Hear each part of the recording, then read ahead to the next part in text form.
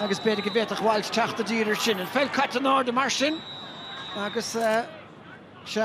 kickséir den gaiileh an égur tháinig Conor Glass trasna an líon an son meas chomach an brise fachta ige Conor Glass an pass cosige siúd agus botúnige Sean Fitzgerald son Liam Silke bhí an leiscíal agus bhfuil McGuigan treis an ceantan a gháil anna féite ige Shane McGuigan.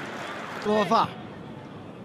Conroy feh leis an roir agus tá Barnamore Grioscail an Dylan McHugh túir sé feh áide neamhthe ige Dylan McHugh hí Barnamore Grion.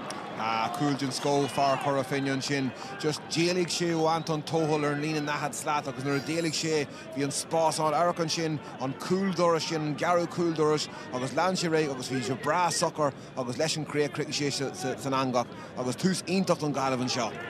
Sé Washington siagaí Paul Cassidy Fitzgerald bhfuil sé sin go búilte go crín tástoinna me Cassidy féite anna asafat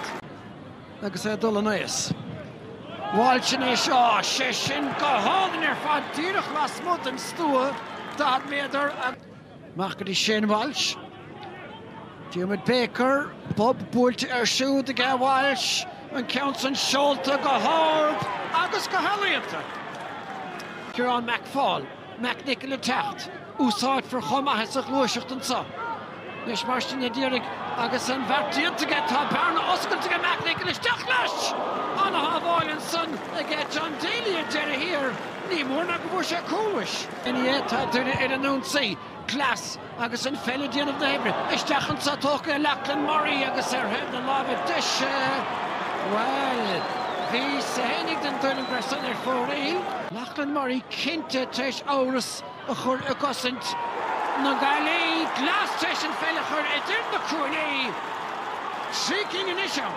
Paleor scór a bhain de bhéitrí te gháil lasmód an stúd a hat beidirach tá McGuigan a dolisteach an sa agus tá féinte